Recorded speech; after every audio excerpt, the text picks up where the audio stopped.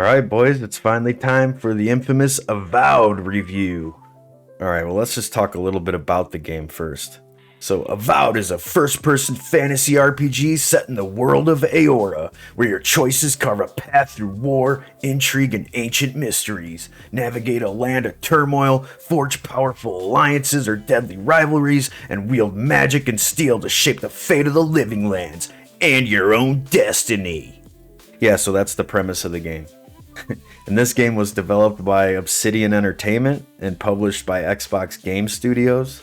And Obsidian Entertainment are the same developers that made games such as Fallout New Vegas, South Park The Stick of Truth, and The Outer Worlds. Avowed runs off of the Unreal Engine 5, and man, do I have a lot to say about the Unreal Engine in this review, but we'll get to that later. The game's story has you playing as the Envoy, as they call you, to the Adirian Emperor. You're sent to the Living Lands to find answers to the Dream Scourge that has been plaguing the lands. You make decisions along the way that make or break friendships as you try to help or hinder the people of the Living Lands. You know, as Captain Planet said, "The power is yours!" So yeah, the story of the game wasn't complete garbage by any means, but it was very bland and slow. And this was not helped at all by your silent protagonist character. I mean, I wasn't invested in any of the problems of the Living Lands. Many of the people were insufferable, and after dealing with them, I didn't really care what the fate of the people were. They deserved their suffering in this one. Not to mention, the entire Living Lands is basically a girl boss and a mini civilization. Girl boss, party time, excellent. You know, the blacksmiths are women, the leaders are women, the soldiers are women. And then the person on the ground crying because someone died? Oh, of course, that's a man crying and sobbing like a bitch. I hate these people in the games they shit out. Of course, let's not forget that we have to pick our fucking pronouns! So, of course, Superman's gonna make their return here from their Dragon Age Veilguard escapades. You know, but Superman went on a diet since then and got some facial fungus growing out of their face, but, you know, this he-she species been through some shit. No pun intended. We also need to go on a side rant here about how to spot games to stay away from without knowing anything about them. Seriously, and this is these simple steps here. So whenever you see these 2 or 3 colors shown prominently together as cover art, you can just keep it moving. You already know that the game will be mediocre at best. Just stay away. It's like a signal beacon awoke. Not sure why they do this, but the trend is there. I mean, take a look at this for reference. Yeah, I rest my case. Moving on. Sorry, my face is tired. Let's talk about the good parts of the gameplay. Most of the gameplay aspects of this game are mediocre at best. I mean, they don't do anything exceptionally well, but everything is at least serviceable and easy to use. So there's 3 different classes to choose from. You got a fighter, a ranger, and a wizard. But then you also have your godlike skill tree. The godlike skill tree is only unlocked by doing certain things in the story or finding these historic visions that give you godlike passive abilities. And when you level up, you get skill points to put into your character as well as your companions. The points are used to unlock, new abilities that you and your companions can use based on your classes. This reminded me a lot of Dragon Age Veilguard, where you just open your ability wheel, choose a target, what to use, and then either you or your allies would then do the ability. I mean, it was very straightforward. You can upgrade your weapons and armor at the different party camps that you find throughout the world. And while at camp, you can also craft and stash food and items, as well as enchant certain weapons and armor. And the party camps are also where you can converse with different companions or activate different totems that you find to give you special buffs. You can also use the party camps as fast travel points, as well as unlocking different beacons in which to fast travel to and from. And you know what? There's a tiny bit of fun to be had with the parkour in this game, at least in the beginning of the game. It feels like a much more simplified version of the parkour from Dying Light to me. I mean, it gets old after a while, but in the beginning it's nice to be able to clamber on almost anything you see. And you can find loot everywhere. It's not hard to find at all. There is loot everywhere in this world. They definitely reward you for exploring in this game, seeing as you almost never come away without finding some type of chest. That's not to say there's going to be anything in there you care about. Usually there isn't, but it's nice to be rewarded in some way for your exploration efforts. But for better or worse, there's a lot of world building and lore in this game. The world really does feel handcrafted and feels like its own universe. Even if I didn't exactly get into the setting of the game, I can still appreciate that they made an entirely new world with new history and lore, almost to the extent of a Skyrim or Fallout. The devs do need to get credit for that. And they do give you the option to also play this game in third person view if you so choose. I stayed in first person, but I always like having that option. Alright, so moving on to the bad aspects of the gameplay. The overall combat is just bland and boring. The combat feels like the Outer Worlds mixed with Dragon Age Veilguard. Not a great combo at all. You can choose to fight with one-handed and two-handed swords, maces, and axes, gunpowder guns, or wizardry. They allow you to have 2 different weapon loadouts equipped at a time, so I ended up rocking the Harry Potter Jumanji build. Made sense to me. I had a wizarding wand to use for elemental things such as burning brush to open up doors or making ice platforms on water, to get up to higher points. And then I rocked the Jumanji blunderbuss, boys, when I wanted to blow some wigs back, Even the ranged combat was very boring and super easy though. You just sit back, charge up, shoot, then dodge and run, then repeat. There wasn't really any challenge whatsoever when it came to combat in this game. None. And the abilities that you get are not that useful, because the combat is so easy that you forget about them. I didn't even use them half the time. And that's mainly because the companions will use their abilities during battle on their own, so you really forget about having them sometimes. They do have some weak execution style moves that you can perform once you have their damage meter high enough, but they don't look cool and they're pretty lame. And the overall combat of this game just feels very dated, like you're playing a game right out of 2015. It looks and feels like a PS4 game. Also, everything you do in this game is just too simplistic. From the lockpicking to the crafting to the upgrades to the combat, it's all just dated normie tier systems pulled straight out of 2015. For instance, you lockpick doors and chests just by having enough lockpicks and then holding X. You literally just walk up and it says, this chest takes 3 lockpicks to open. And if you have 3, which you will, I had like 87, you just hold X. Yay. When upgrading or crafting, you just get the materials, press X, and bam, there it is. And when fighting, you just stand there, shoot them, then dodge while reloading, repeat, and you barely ever get hit in this game, so it's just so damn boring. The only inventory items that have any weight are weapons and chest plates.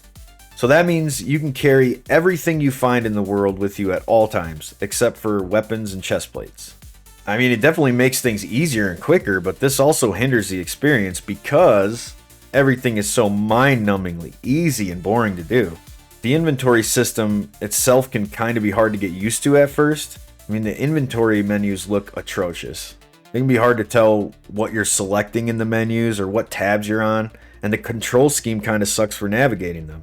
You push the right trigger and the left trigger to use and equip items. So you'll constantly be trying to tab over only to poison yourself by eating bad food. And you eventually get used to it though. And you mainly get used to it because you just don't have to use it very much. You just collect everything that you find and you get rid of your chest plates and your weapons that are causing the weight issue, and you just grab everything else so you stop paying attention to everything, really. You don't get caught for stealing. Now, I know that in my Kingdom Come Deliverance 2 review, I complained about constantly getting caught stealing, even when nobody was around, therefore making stealing annoying and just not worth it. But this game does the exact opposite of that. You can take whatever you want from any building at any time and there's no consequences. This causes you to just cruise through the buildings looking for the glowing yellow items. Yeah, that's right, any item you can pick up glows bright yellow, so you can't miss it. And if that doesn't do it for you, the treasure chests make this loud chime sound when you're even near one, so you'll never miss them. Now, while I don't like getting caught every single time I steal something, in a game like this, you want there to be some consequences to your actions. This is just too brain dead and not fun for me. And talking to NPCs can also get really annoying. You just walk up and they start talking to each other, and if you interrupt them, you miss everything. You have to press X constantly to get them to talk until they start repeating themselves. And I was not a fan of that because I kept missing conversations, especially in the beginning of the game. This might be one of the worst, if not the worst, parts of the game. Alright, listen to this one. You can't kill any of the NPCs. That's right. You can't kill anyone unless it's preordained. That doesn't just go for NPCs, but wildlife too. I don't know what else to say about it. You have no freedom in this game when it comes to who lives and who dies. Mind you, we could do this all the way back in Fallout New Vegas 15 years ago. Same company. Quotations. Same company. Fucking lazy devs, man.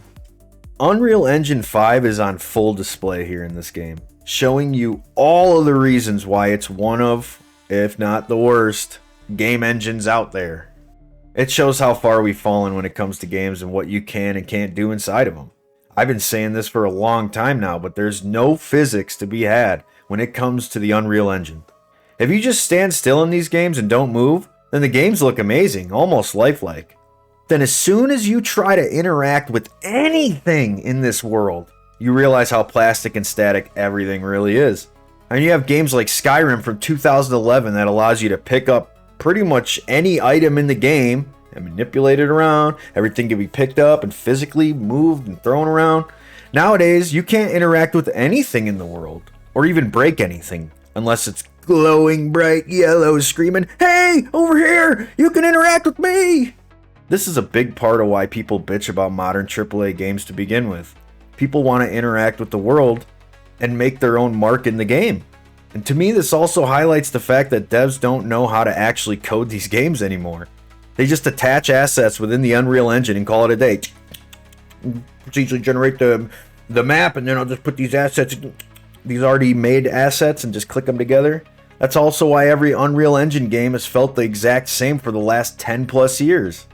The normies pushed us too hard to the graphics side of things, because they actually want games to be movies. So now we have terrible physics engines and lifelike graphics because normies buy a game, get in for 2 hours, look around and go, "Wow! Oh, look at it! Oh, will you just look at it?" And then turn the game off and never play it again. This is the crowd that is catered to in AAA gaming, and that's also why it's dying. Because they're not gamers. They want movies.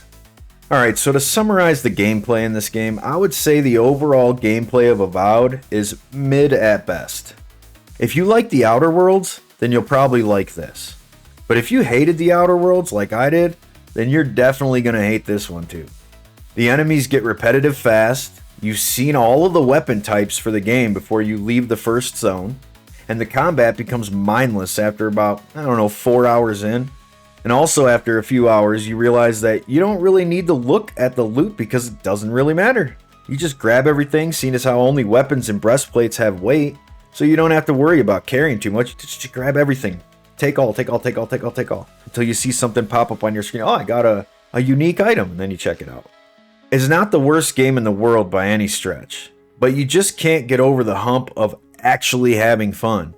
It's like you're always right there about to say, yeah, I'm kind of actually having fun, but you just never get there. And that's exactly how I felt while playing the Outer Worlds. And it caused me to finish that whole fucking game. Can you believe that, boys? I finished that fucking game due to thinking it might. The sunk cost fallacy got me. It might. Maybe it'll get better. I was already, over 50%. Maybe it'll get better. But no, it ended. I saw that this game was leading me down that same path, so I said, fuck that, I'm out. I'm out a little over halfway through the game. Fool me once, shame on you. Fool me twice, can't fool me again. Alright, let's move on to the visuals and talk about the good aspects of them. Most of the time, this game looks great. In some places, the atmosphere and scenery of the graphics makes you just want to stand there and marvel at the beauty of it all. And when everything is working, some of the player models look very well done. Like the scales on my companion Kai looked crazy cool when the graphics and scenery were all clicking together. And different zones have different biomes, and they did a decent job of making detailed forests, deserts, volcanoes, so I give them credit in that department. They looked good. Alright, let's move on to the bad aspects of the visuals. Mainly because of the Unreal Engine garbage, when things aren't clicking, the game looks like absolute dog shit. I had to tweak my graphics to get the water to look halfway normal. Running water looks absolutely horrendous.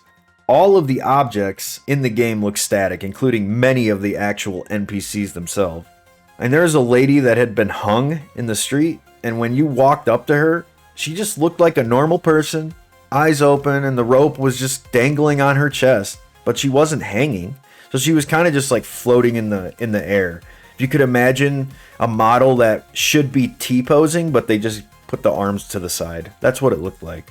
And the bright, woke color scheme of the game is a big turnoff. It just doesn't fit in the setting. It's like they're trying to be serious here, but my character is a fucking pronoun!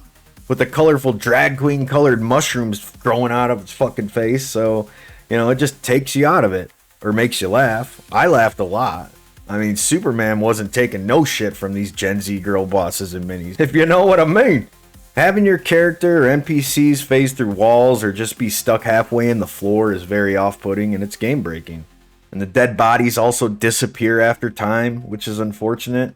I mean, you had bodies stay dead and in place in Fallout New Vegas, but, you know, 15 years later, bodies gotta disappear because it's just not possible to code bodies staying there, guys. It's just not possible. These game devs are pathetic, man.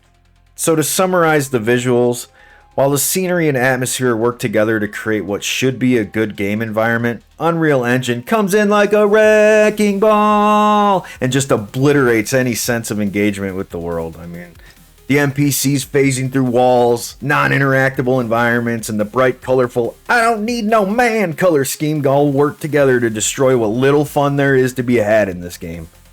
So let's talk about some of the good aspects of the sound.